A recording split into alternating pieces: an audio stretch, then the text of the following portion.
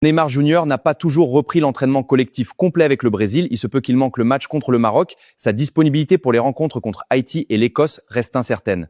Dossier à suivre. Vinicius Jr. ne veut pas encore signer la prolongation de contrat qui lui a été soumise par Florentino Pérez, voulant être le joueur le mieux payé du club devant Kylian Mbappé, et Arsenal veut profiter de cette situation pour signer l'attaquant brésilien. Affaire à suivre. Le Real Madrid va gagner un record de 290 millions d'euros par saison rien qu'avec son maillot, avec les sponsors dessus. Adidas vers 120 millions d'euros, Emirates 100 millions d'euros, AP, la marque d'ordinateur, vers 70 millions d'euros. Mourinho a soumis une liste de joueurs à sa direction comme Matheus Fernandes, milieu de terrain de West Ham, défenseur portugais Diogo Dalot et défenseur croate Josko Vardiol, dont son club Manchester City lui a proposé une prolongation de contrat. À suivre. Selon le journaliste Ekrem Konur, un accord de principe aurait été trouvé entre le clan d'Enzo Hernandez et le Real Madrid, malgré les efforts de Xabi Alonso de garder Hernandez, mais le joueur veut rejoindre à tout prix la Casablanca. Barcelone a décidé de continuer l'aventure avec le défenseur portugais João Cancelo, mais a décidé aussi de se séparer de Marcus Rashford, dont il estime qu'Anthony Gordon, qu'il vient de recruter et qui joue la même place que Rashford, est plus convaincant. Alvaro Arbeloa serait dans la shortlist de Fulham cette saison, après s'être vu récalé par Arne Slot. Le club Fulham aurait apprécié le travail de l'ancien technicien du Real Madrid et veut lui proposer un contrat.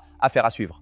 Manchester City est sur le point de boucler la signature du jeune prodige français qui évolue actuellement à l'AS Troyes. L'Aillé, Mathys Détourbet, les Sky Blues prévoient ensuite de le prêter à Monaco pour une saison. Manchester City revient à la charge pour le milieu de terrain anglais Elliot Anderson. Les Sky Blues ont formulé une offre de 106 millions d'euros plus 15 millions de bonus, mais Nottingham Forest exige plus, comme 120 millions d'euros.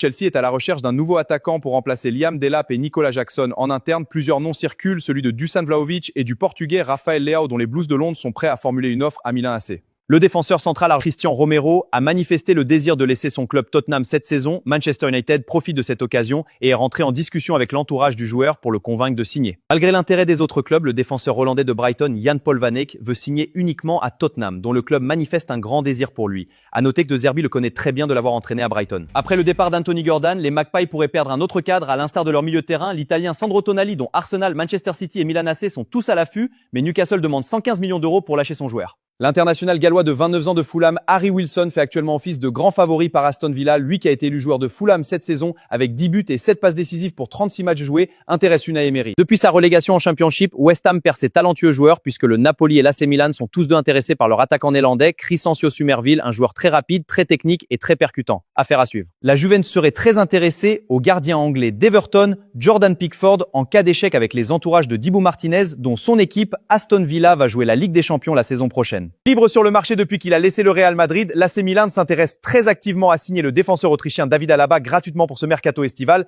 mais l'absence d'un directeur sportif et d'entraîneur font traîner le dossier. Selon les médias portugais Record et de la Gazeta dello Sport, la direction du Milan AC a ouvert une discussion avec le Sporting FC pour signer leur défenseur central Gonçalo Inácio. À noter, le club lisboète a déjà repoussé une première offre de 30 millions pour son défenseur. Adidas a dévoilé les trophées individuels des meilleurs joueurs pour la Coupe du Monde 2026. Je veux parler de celui du meilleur joueur, meilleur buteur et meilleur gardien.